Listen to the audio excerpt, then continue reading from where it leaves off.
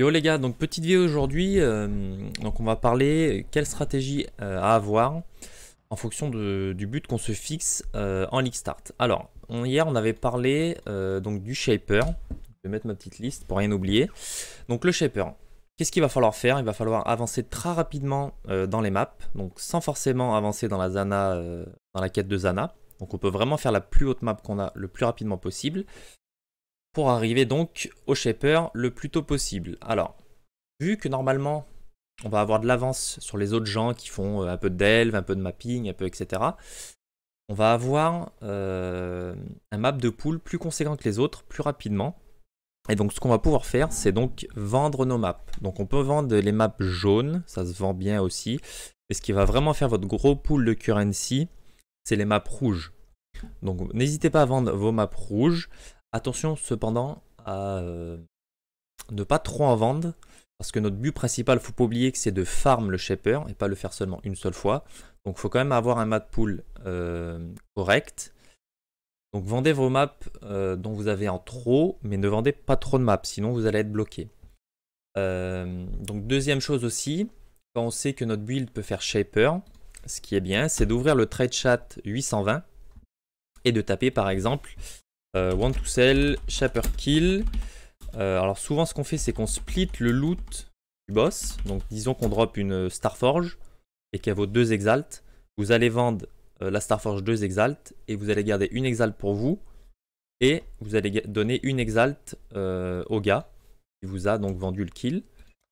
Il y a une autre technique aussi qui consiste à fixer un prix avant, c'est bien important, avant de tuer le boss. Par exemple, vous lui dites je te prends 50 chaos pour tuer le boss et peu importe le loot, tu gardes tout le loot. Donc voilà, il y a ces deux techniques là. Donc à vous de choisir ce que vous aimez ou ce que le gars dit. Voilà, ça c'est à vous de voir. Et donc aussi, ce qui va nous rapporter donc le plus gros des currency, c'est donc bien entendu le loot qu'on va dropper nous-mêmes sur nos Shaper kills. Alors c'est très important d'arriver rapidement au Shaper. Pourquoi? Je vous ai préparé un petit exemple. Donc typiquement la Hostile Vigil qui drop donc sur le Shaper.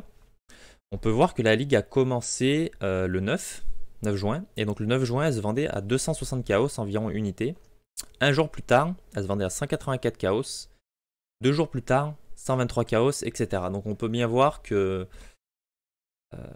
la courbe descend en flèche pour se stabiliser. Donc là, ça vaut une cinquantaine de chaos.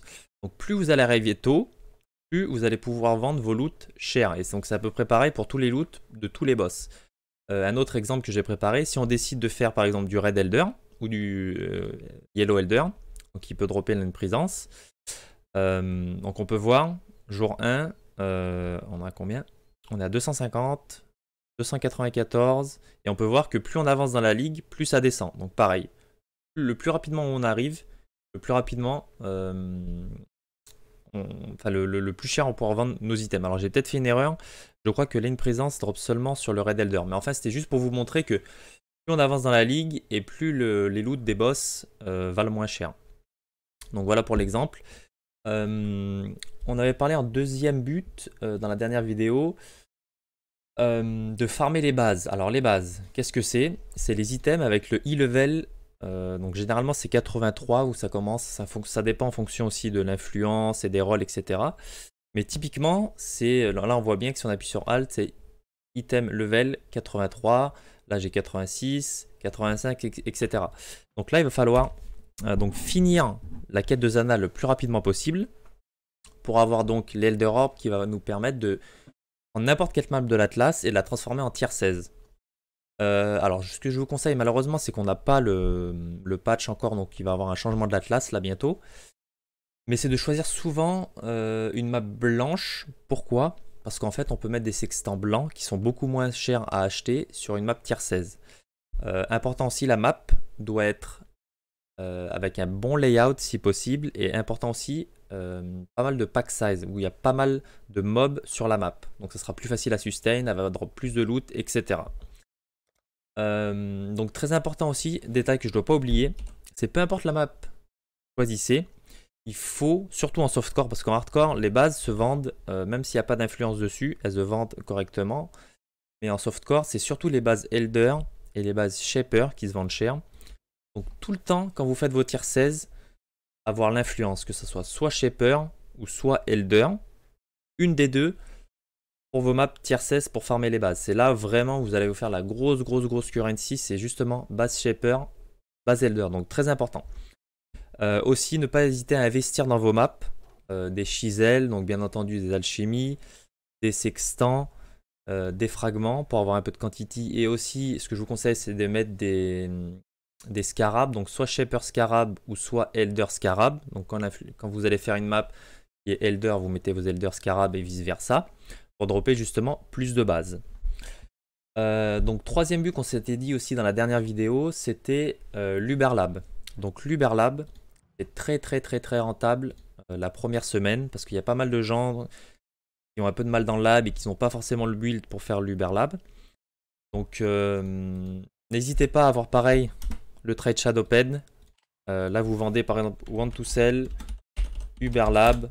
Alors je sais pas trop les prix en softcore, mais je sais qu'en hardcore le deuxième jour vous pouvez vendre entre 10 et 15 chaos par personne. Donc disons que moi à une époque je faisais des lab carry. Et si j'avais 3 personnes avec moi, ça me faisait 45 chaos pardon. Sans compter les autres drops, sans compter ce qu'il y va avoir dans les chests, sans compter l'enchant, etc. Sachant que l'exalt était à 60 chaos, donc je me faisais quasiment une exalt par run. Mais même en softcore, même si c'est 10 chaos, 8 chaos, essayez de prendre le maximum de personnes avec vous dans le lab. Donc les currency vont venir donc des personnes que vous allez carry, mais aussi des chests qui se trouvent à la fin du lab et des enchantes. Alors les enchantes, il y a deux écoles. Il y a soit faire des enchantes de casque, donc vous allez avoir moins d'enchantes intéressants mais qui vont se vendre souvent plus cher. Et si par exemple vous chopez un tornado shot ou en légion c'était un cyclone enchante, là c'est le jackpot. Et deuxième technique, c'est d'enchanter les boots, enfin les bottes. Donc là vous allez avoir des enchantes qui vont se vendre plus souvent mais moins cher. Donc là c'est de la currency qui rentre plus fréquemment mais à un plus petit rythme. Et les casques, c'est des currency qui rentrent moins souvent, mais souvent qui se vendent un peu plus cher, et vous pouvez avoir une chance de toucher le jackpot.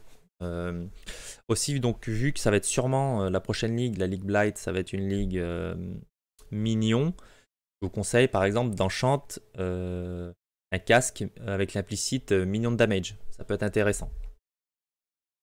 Pour le build, donc généralement c'est intéressant de jouer un jug vu que c'est assez tanky, les endurance charge pour généralement face tank le hit zero, et pour les traps et tout ça c'est un peu facile, mais bon ça c'est pour vous, choisissez votre build, mais bon essayez d'avoir un build qui peut carry au moins 3-4 personnes.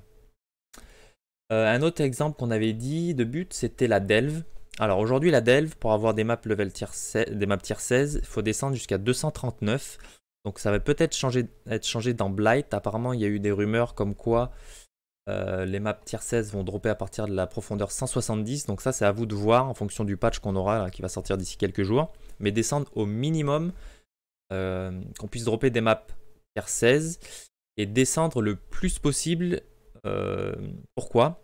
Parce que vous allez avoir, plus vous descendez, plus vous allez avoir des cities qui drop des maps et plus vous allez avoir de fossiles. Donc faut vraiment descendre jusqu'à que notre build, on sent que si on meurt trop, on remonte un peu et on farm le plus bas possible sans mourir. Ou même si vous mourrez de temps en temps, c'est pas très grave.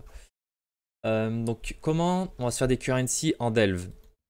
Donc il faut pas hésiter déjà à acheter des scarabs sulfite pour descendre le plus rapidement possible. Et donc le gros de nos currency va venir donc des maps qu'on va vendre, parce qu'on va avoir pas mal de maps en delve vu qu'on va essayer de trouver des cities qui drop des maps. Et aussi des fossiles. Alors les fossiles, pareil, deux écoles. Si vous voulez vraiment vous concentrer sur le delving, vous pouvez vendre vos fossiles directement. Mais vous pouvez aussi craft des items avec vos fossiles et revendre les items. Donc j'ai fait un petit guide sur le crafting si vous voulez le check. J'explique un peu le fossil crafting. Vous allez vous faire plus de currency en craftant des items avec vos fossiles et en les revendant qu'en vendant vos fossiles directement. Mais si vous préférez, j'ai pas trop envie de me prendre la tête à craft, vous pouvez vendre vos fossiles directement. Et il faut savoir que par exemple là on voit que j'ai 15 métalliques fossiles. Quand vous avez comme ça des packs de fossiles, ça se vend plus cher que du fossile à l'unité. Pourquoi ? Parce que les gens ils sont prêts à payer un peu plus cher leurs fossiles pour en avoir une quinzaine, vingtaine directement. Donc voilà. Donc voilà, c'est tout pour aujourd'hui. C'était vraiment quelques idées. Ces idées-là, c'est vraiment les plus connues, mais aussi l'une des plus efficaces. Parce que même s'il y a beaucoup de personnes qui le font, si on est rapide, on pourra quand même se faire pas mal de currency. Donc voilà, peu importe le but dont vous vous fixez, essayez de réfléchir en allant vers ce but-là, comment je peux me faire des currency sur le chemin. Parce que vraiment, en début de ligue, surtout la première semaine, il y a pas mal de joueurs à carry, que ce soit pour les boss, pour les maps, etc. Et donc, surtout pour le lab, par exemple, il y a plein de monde qui ne peuvent pas le faire. Donc, n'hésitez pas, pensez bien à ce que vous allez faire. Et puis, vraiment abuser des économies qui viennent de Reset, qui sont nouvelles, où il y a des items qui sont faciles à avoir et qui se vendent très cher. Voilà, c'était tout. Donc, n'hésitez pas à passer sur le stream si vous avez quelques questions. Et puis, si je ne suis pas en live, postez vos questions dans les commentaires et j'y répondrai avec plaisir. Sur ce, ciao, ciao!